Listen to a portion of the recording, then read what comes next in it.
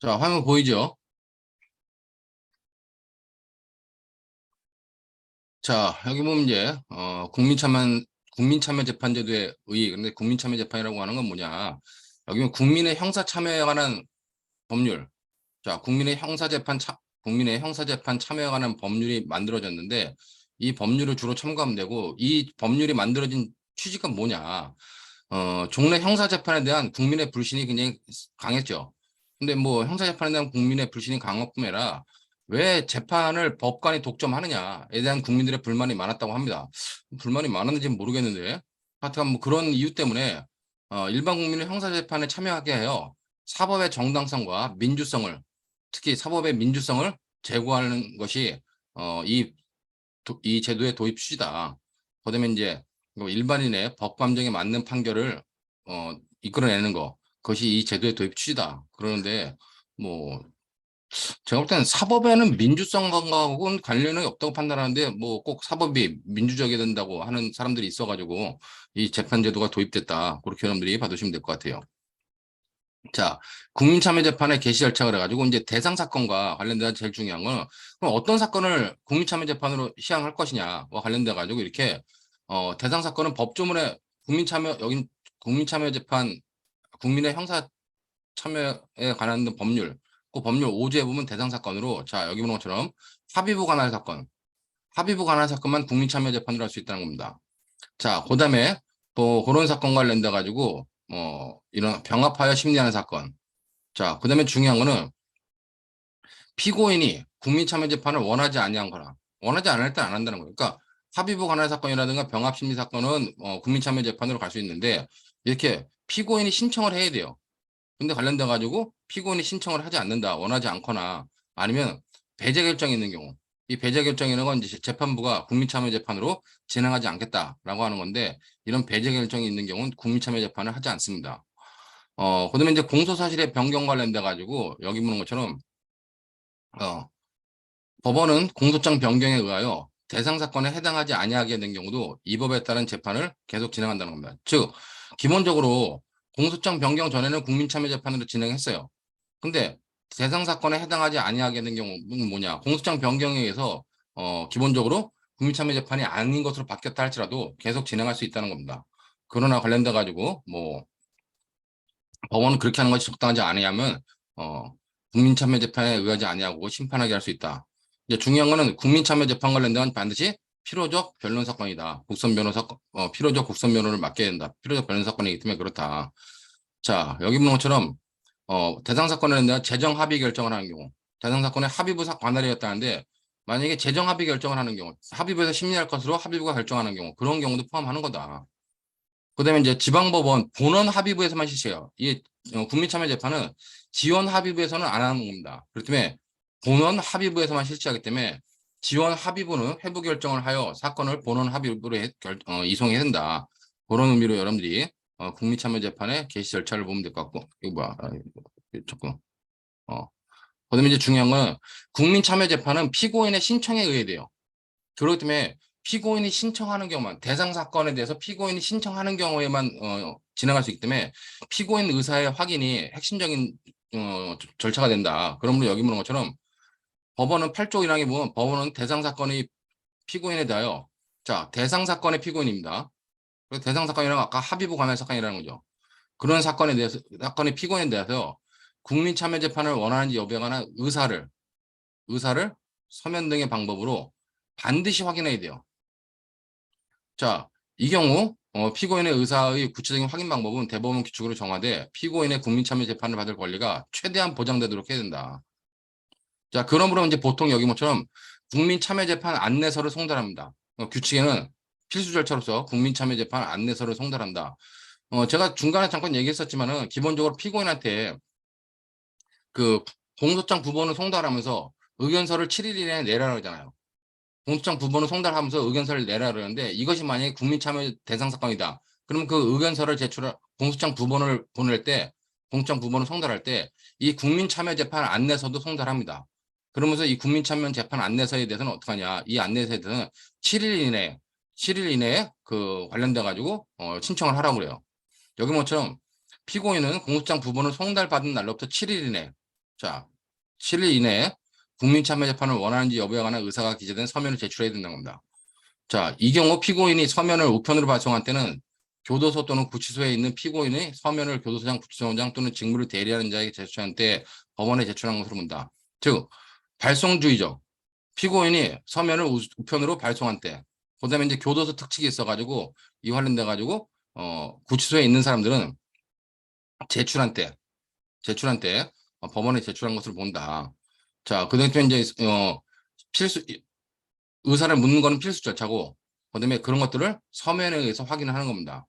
자, 근데 서면에 의해서 확인하는데 서면에서 확인이 불가능하다. 그러면 이제 신문기일을 피고인의 의사를 확인하는 신문기를 따로 열 수도 있어요. 뭐 이런 특이한 경우도 있다. 그렇게 보면 될 것 같고. 자, 피고인이 이항의 서면을 제출하지 아니한 때는 뭐냐? 즉, 국민참여재판으로 가겠다는 의사를 7일 이내에 제출하지 않았다. 제출하지 아니한 때는 국민참여재판을 원하지 아니하는 것으로 본다는 겁니다. 그다음에 사항 보면은 구조 1항의 배제 결정, 즉 본인이 피고인이 국민참여재판을 신청했다 할지라도 재판부가 배제 결정할 수 있어요. 배제 결정 또는 10조 1항에 회부 결정이 있거나 국민참여재판으로 회부하겠다 결정이 있거나 공판 준비 기일이 종료되거나 아니면 제1회 공판 기일이 열린 이후에는 종전의 의사를 바꿀 수 없다는 겁니다. 자, 피고인이 국민참여재판을 하겠다고 7일에 신청했어요. 그러면 이런 사항이 있을 때는 피고인의 의사번복을 할 수 없다는 겁니다. 근데 중요한 게 이 8조 사항의 반대 해석이 중요해요.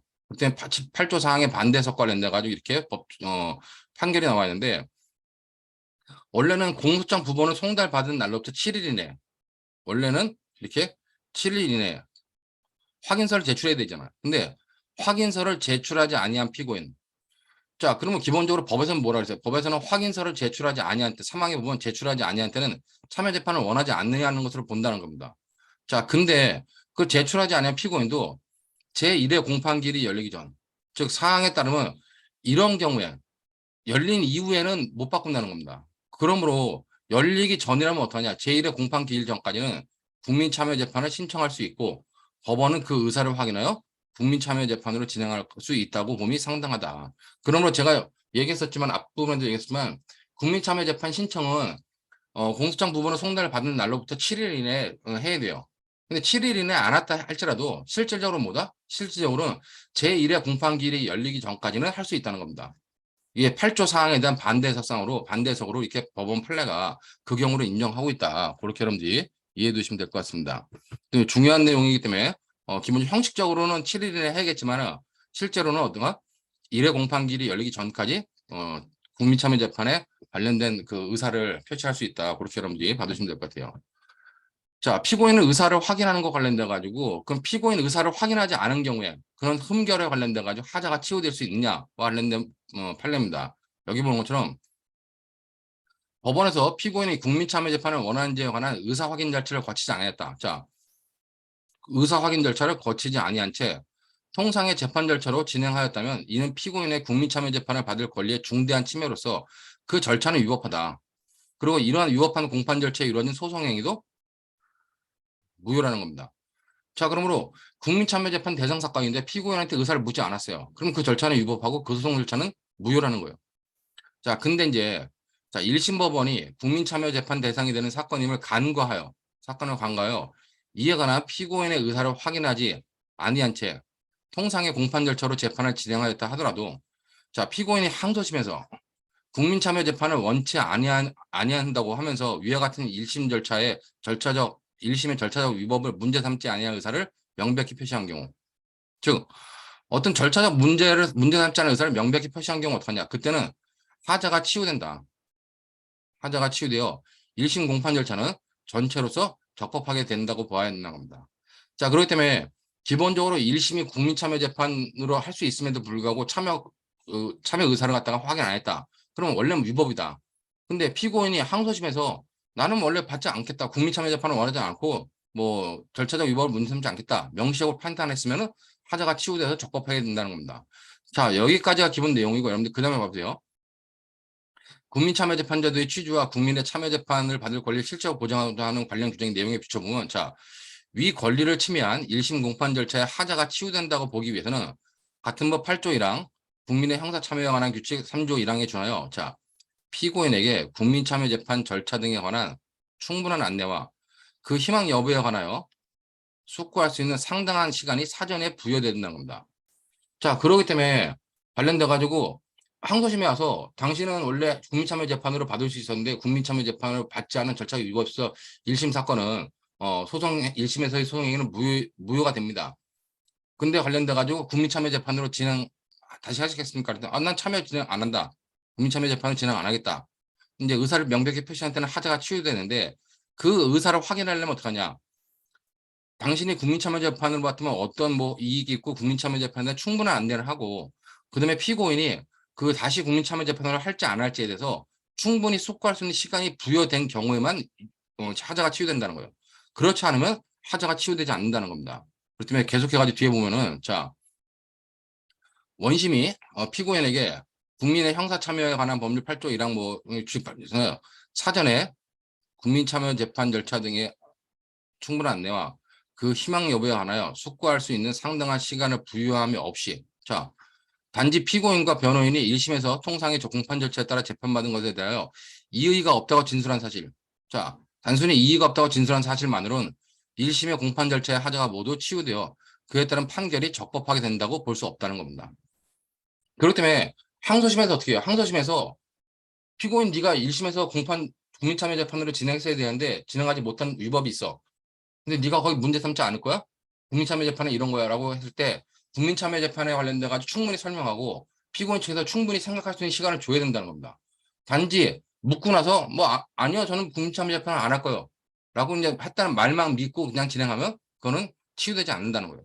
그런 의미로서 여러분들이 요 12년도 판례를 그런 의미로서 잘 이해해두면 될 것 같고 자 피고인 의사의 확인 관련 또 하나 판례가 있는데 이거는 뭐냐 피고인이 어떻게 했냐 피고인이 신청을 했어요. 국민참여재판을. 신청하면 법원은 어떻게 돼요? 법원은 배제 결정을 하든지 국민참여 회부 결정을 해야 되는 겁니다. 자, 그다음에 뭐 회부 결정이라는 게 국민참여재판 회부 결정은 따르지 않고 신청을 하면은 신청이 뭐 적법하다 그러면 배제 결정을 하지 않으면 그냥 국민참여 결정을 해요. 참여재판을 하는데 자 신청을 했는데도 불구하고 국민참여재판으로 하지 않겠다는 배제 결정도 하지 않은 채 통상의 재판 절차로 진행한 것은 피고인의 국민참여재판을 받을 권리 및 법원의 배제 결정에 대한 항고권 등 중대한 절차적 권리를 침해한 것으로 위법하다. 자, 만약에 법원이 국민참여재판을 하지 않겠다라고 배제 결정을 하면 그 결정에 대해서 뭐요?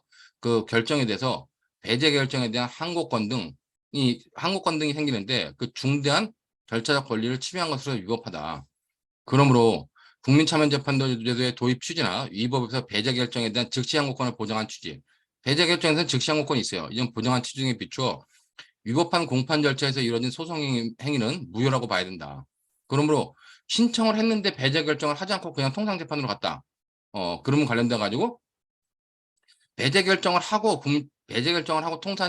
정상적인 재판으로 정상이라 통상적인 재판으로 가야 되는데 배제 결정도 하지 않고 한 경우는 무효라는 겁니다. 그렇기 때문에 여기처럼 제1심 법원이 국민참여재판 신청 의사를 확인하지 않고 그다음에 배제 결정도 하지 않은 채 통상의 공판 절차로 진행한 사안에서 자 피고인이 국민참여재판을 받을 권리를 침해당했을 뿐만 아니라 국민참여재판을 받을 권리를 침해당했을 뿐만 아니라 이를 위한 배제 결정에 대하여 즉시 항고할 권리조차 박탈당한 위법한 공판 절차에서 이뤄진 소송 행위는 무효라고 봐야 된다. 그러므로 1심 판결에서는 직권 파기의 사유가 있는데도 1심 판결의 위법에 대하여 아무런 심리 판단을 하지 않은 채 피고인의 항소를 기각한 원심 판단을 항소심 판단이죠. 이거는 국민참여재판을 받을 권리 및 소송 절차의 하자에 관한 법리 오해의 위법이 있다. 그러므로 원심 판결과 1심 판결을 모두 파기해버린 겁니다. 그리고 1심 법원에다가 환송한 사례예요. 그러므로 이제 이렇게 보면 자 기본적으로 피고인이 신청을 했다. 자 신청을 하면 어떻게 해요? 신청을 하면 그냥 참여재판으로 가야 돼요. 이 참여재판으로 가는 건 뭐 결정을 따로 하지 않습니다. 뒤에 보면 알겠지만 자 국민참여재판 신청을 했으면 신청을 해가지고 참여재판으로 가거나 아니면 이에 대해서 자, 신청을 했음에도 불구하고 법원이 야 이거는 배제 결정을 하겠다. 국민참여재판에 배제 결정을 한 다음에 일반적인 통상재판으로 가야 된다는 겁니다. 자 근데 신청을 했음에도 불구하고 이 사건은 뭐냐? 신청을 했음에도 불구하고 배제 결정을 하지 않았어요. 그러고 그냥 통상재판으로 갔다. 그럼 배제 결정을 하지 않고 통상재판으로 간 건 뭐냐? 이건 국민의 이런 국민참여재판에 대한 권리를 침해당했을 뿐 아니라 즉시 항고할 권리조차 박탈당한 위법이다.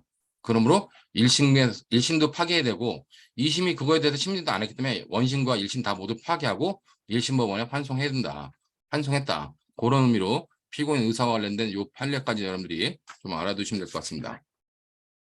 자, 그러면 피고인이 신청을 했어요. 그럼 아까 봤지만 국민참여재판으로 신청했으면 법원은 어떻게 해요? 개시 결정을 해야 되냐? 신청했으면 개시 여부 분류 필요 없어요. 신청이 있는 경우라면 이로써 충분하고 신청이 있으면 바로 국민참여재판으로 간다는 겁니다. 즉 개시 결정이 불효하다는 의미는 뭐냐? 별도의 국민참여재판에 대한 개시 결정을 할 필요 없다. 신청이 있으면 그냥 가면 된다는 겁니다.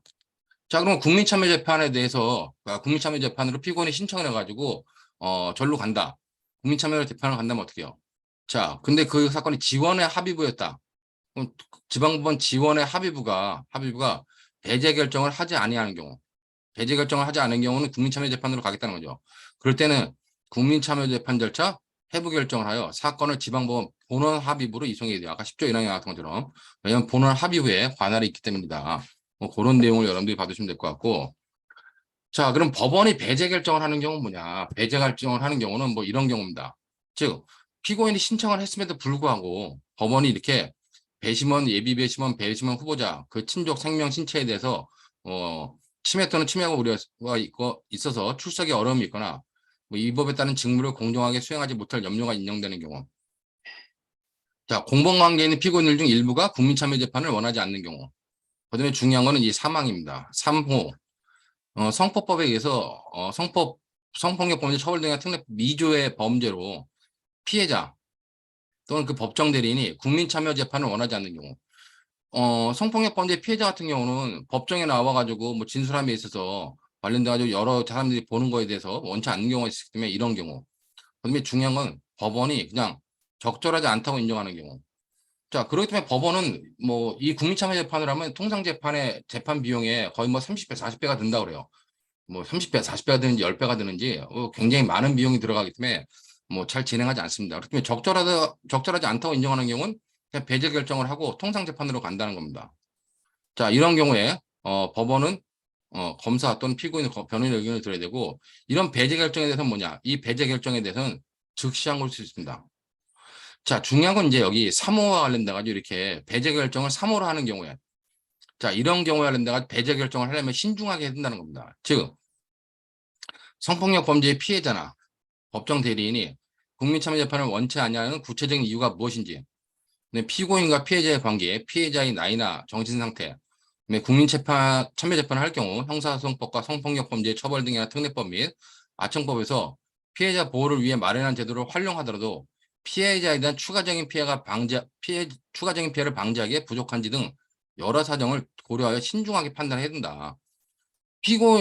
성폭력 범죄 피해자가 그냥 국민참여재판을 원치 않는다라고 해가지고 그냥 배제 결정을 하면 안 된다는 거예요. 여러 가지 사정을 놓고 종합적으로 신중하게 고려해야 된다는 겁니다. 그러므로 이러한 사정을 고려함이 없이 자, 피해자가 국민참여재판을 원치 않는다는 이유만으로 국민참여재판 배제 결정을 하는 것은 바람직하다고 할 수 없다.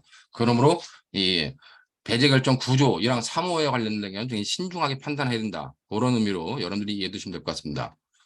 자, 그다음에 이제 국민참여재판 개시 후에 통상 절차로 회부하는 경우가 있어요.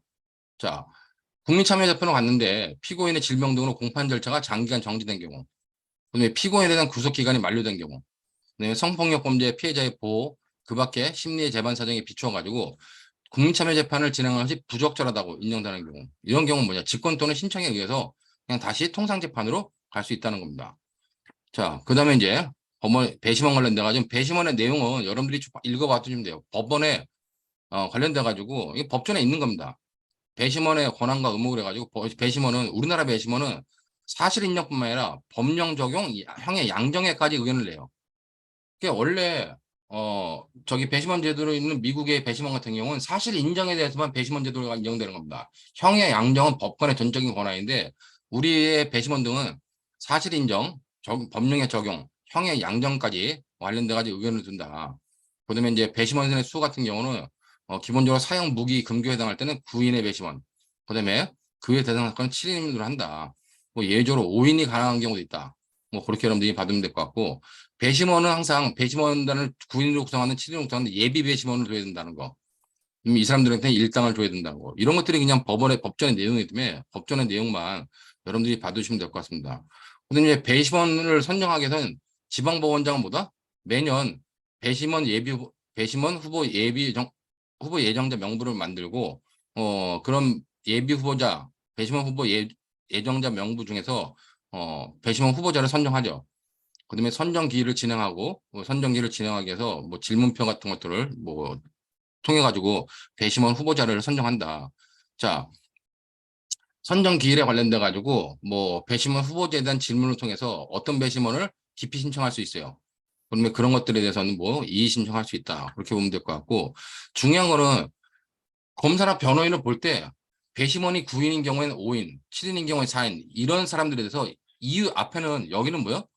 기피 신청 질문을 통해서 기피 신청하는 거 관련돼 가지고 이런 것들은 기본적으로 어떤 이유가 있어야 됩니다. 근데 검사나 변호인이 볼 때, 저 배심원 기분 나쁘게 생겼어.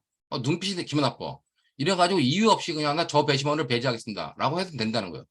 그런 무이유부 기피 신청도 가능하다. 그런 정도로 보면 될 것 같고, 그런 무이유부 기피 신청에 의해서 배심원으로, 배심원 후보자를 배심원으로 선정하는 것을 제외할 수 있다. 뭐 선정 결정 및 불선정 결정 관련돼 가지고는 뭐 이런 것들을 정리한다. 그렇게 여러분들이 받으시면 될 것 같아요. 자, 배심원 등은 해임하거나 사임할 수 있다. 이게 뭐 법조문만 여러분 쭉 보면 될 것 같고. 자, 그럼 국민참여재판이 이제 공판 절차, 실제로 국민참여재판으로 가면 어떡하냐. 자, 공판 전 준비 절차로서 37조가 있는데 반드시 뭐요? 이건 필요 절차죠. 특히 공판 준비 기일은 뭐다? 이거는 필수라는 겁니다. 그렇기 때문에 여러분들이 관련돼 가지고 우리가 공판 준비 기일은 일반적인 통사 사건에서는 임의 절차인데 기본적으로 이 국민 참여 재판 관련돼 가지고 이 공판 준비 기일 같은 경우는 반드시 필수로 해야 된다. 뭐 공판 준비도 당연히 필수해야 되고. 자, 공판 기일의 심리에 대해서는 39조와 42조까지 있는 내용들을 법조문을 여러분들이 한번 받으면 될 것 같아요. 자, 그다음에 이제 공판 기일의 심리가 끝나고 나면 배심원들이 평이나 평결 및 양형 토의를 해요. 자, 이렇게 평결 및 양형 토의를 할 때 기본적으로 재판장의 설명 의무가 있습니다. 그러니까 재판장은 공판 기일을 시작할 때 최초의 설명 의무가 있고 그다음에 변론 종결후 이 평이나 평결, 양형 토의를 할 때 최종 설명할 의무가 있습니다. 자, 이것 관련돼 가지고 여기 보면 참여법률 국민참여재판법 42조 2항에 보면 재판장은 배심원과 예비 배심원에 대하여 배심원과 예비 배심원의 권한, 의무, 재판 절차 그리고 그 밖에 직무 수행을 원활한 데 필요한 사항을 설명해야 된다고 그랬어요. 이건 뭐냐? 이거는 공판을 시작하기 전에 즉 재판장의 공판기일에서의 최초 설명 의무. 최초 설명 의무는 뭐냐? 이 공판 심리를 시작하기 전에 재판관이 배심원들한테 설명해야 될 의무가 있다는 겁니다. 자, 이러한 재판장의 최초 설명은 재판 절차에 익숙하지 아니한 배심원과 예비 배심원을 배려하는 차원에서 규칙에 따라 피고인에게 진술거부권을 고지하기 전에 이루어지는 것이다. 원칙적으로 설명의 대상에 검사가 아직 공소장에 의한 낭독하지 아니한 공소사실 등이 포함된다면 볼 수 없다는 겁니다. 자, 근데 이제 이거는 최초의 설명 의무고, 자, 그다음에 법률 46조 1항에 의하면 재판장은 변론이 종결된 후 법정에서 배심원에게 공소사실의 요지와 적용법조, 피고인과 변호인의 주장의 요지, 증거 능력 뭐 이런 것들을 설명해야 돼요. 이 경우 필요한 때는 증거 요지에 관하여 설명할 수 있다고 규정하고 있기 때문에 자, 뭐 규칙 37조 1항도 이렇게 규정하고 있습니다. 이러한 재판장의 설명을 이건 재판장의 최종 설명이라고 합니다. 자, 이런 재판장의 최종 설명은 배심원이 올바른 판결에 이를 수 있도록 지도하고 조력하는 기능을 담당하는 것으로 배심원의 판결에 미치는 영향이 크다. 그러므로 재판장이 이런 최종 설명 의무를 하지 않는 경우 설명 의무가 있는 사항을 설명하지 않는 경우는 원칙적으로 위법한 조치라는 겁니다. 그러므로 최종 설명 의무를 해야 되는데 최종 설명 의무는 안 했다. 그럼 위법하다는 거예요. 근데 이제 이거 관련돼 가지고 계속된 부분인데 재판장이 최종 설명 때 공소사실에 관한 설명을 일부 빠뜨렸거나 미흡하게 잘못한 것이 있더라도 이를 두고 그 최종 설명할 때 뭐 일부 내용 좀 빠뜨렸다 할지라도 이를 두고 그 전까지 절차상 아무런 하자가 없던 소송행위 전부를 무효할 정도로 판결에 영향을 미친 위법이라고 쉽게 단정할 것 아니다. 따라서 재판장이 최종 설명을 하는데 뭐 공소사실에서 일부 좀 빠뜨려 설명했어요. 위와 같은 잘못이 있더라도 배심원의 판결에 직접적인 영향을 미쳐 피고인의 국민참여 재판을 받을 권리를 본질적으로 침해하고 정당성마저 어느 게 이런 것인지를 신중하게 판단해야 된다. 그러므로 단순히 공소 사실에 대해서 일부 빠뜨렸다 할지라도 그것이 본질적으로 침해한 것이거나 정당성을 인정받기 어려운 정도, 이런 정도가 아니면은 그냥 인정해야 된다는 겁니다. 그렇게 여러분들이 관련된 내용들을 파악하면 될 것 같습니다. 자, 판결의 효과와 판결의 선고. 자, 배심원단이 판결의 효과는 뭐다? 이거는 권고적 효력밖에 없습니다. 이 효과는 우리나라는 기본적으로 권고적 효력밖에 없다. 그렇기 때문에 명미법상에서의 기속적 효력이 있는 거랑 다르다. 그렇기 때문에 관련돼 가지고 여기 보는 것처럼 기본적으로 48조부터 49조 돼 있는데 뭐 항소심에서는 그러면 이제 판결의 효과는 권고적 효력이 있다. 자, 근데 이제 관련돼 가지고 1심 재판을 통해서 국민참여 재판을 진행했어요. 그러니까 국민참여 재판을 진행해 가지고 1심에서 무죄 판결이 난 겁니다. 자, 근데 이제 1심 증인이 나와서 이제 증언을 해가지고 그 증인을 믿고 무죄 판결을 했는데, 자, 항소심에서 어떠냐? 항소심에서는 1심 증인이 한 진술의 신빙성 유무에 대한 1심의 판단이 항소심과 다르다는 이유를 들어 제1심 판단을 함부로 뒤집어서는 안 된다는 겁니다. 즉, 공소 사실을 뒷받침하는 증인의 진술의 신빙성을 배척한 뭐 1심 판단을 뒤집는 경우에는 무죄 추정의 원칙 및 형사 증명 책임의 원칙에 미쳐 이를 수긍할 수 없는 충분하고도 납득할 만한 현저한 사정이 있는 경우에 된다. 자, 이런 사정이 없으면 어떻게 해요? 함부로 1심 판결에서의 어떤 증인신문의 결과를 뒤집을 수 없다는 거예요. 그런 것들은 1심 판단은 실질적 지적 심리주의 및 공판 중심주의 취지와 정신에 비추어 항소심에서 새로운 증거를 조사할 항소심에서의 새로운 증거 조사를 통해 그에 명백히 반대되는 충분하고도 납득할 만한 현저한 사정이 나타나지 않는 한 한층 더 존중될 필요가 있다는 겁니다. 그런 분이 이제 여기 보는 것처럼 국민참여재판으로 진행된 1심. 1심이 국민참여재판으로 진행됐어요.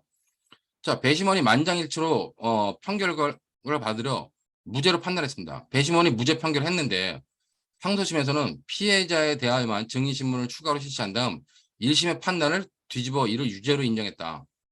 네가 항소심에서 함부로 뒤집어주면 안 된다. 그러므로 위법이 있다라고 판단한 겁니다. 자, 때문에 그런 의미로서 여러분들이 관련된 판결의 효과가 권고적 효력이 있지만은 그 판결의 효력에 의해서 판결이 이루어진 거는 관련돼 가지고 항소심에서 함부로 뒤집으면 안 된다. 자, 그다음에 이제 이 국민참여재판 같은 경우는 간이공판 절차를 못 가요. 간이공판 절차를 못 가고 배심원의 증거 능력 배제가 있습니다. 이거는 이제 배심원들이 어떤 증거 능력이 없는 증거들을 접하지 않게 하기 위해서 증거 능력 배제 규정을 두고 있고, 그다음에 국민참여재판 관련돼 가지고 만약 배심원에 아까 배심원의 교체가 있다. 그럼 공판 절차를 갱신해야 된다. 이런 의미로 여러분들이 국민참여재판에 관련된 내용을 보시면 될 것 같고, 마지막으로 이거를 제가 도표로 이게 지금 국민참여재판에 관련된 그 책에 있는 내용을 문서로 정리한 겁니다. 그림으로 정리한 건데 요 그림만 여러분이 따라가면서 뭐 이렇게 하는구나, 이렇게 하는구나 다 보면 될 것 같아요. 그다음에 아까 재판장의 설명이랬죠. 이 재판장의 설명하려는 데가 이게 최초 설명이나 최종 설명, 재판장의 최종 설명하려는 데가 이런 것들을 설명해야 된다. 그다음에 관련돼 가지고 만장일치가 원칙이지만 우리나라 같은 경우 판결을 다수결로 할 수도 있다. 관련돼 가지고 권고적 효력만 있다. 뭐 이런 내용을 여러분들이 제대로 파악하고 한번 쭉 이 도표를 보고 법전을 보면서 도표를 한번 보면은 국민참여재판은 뭐 충분히 이해될 수 있으라 봅니다. 자, 이 정도로 가지고 오늘 강의를 마치도록 하겠습니다.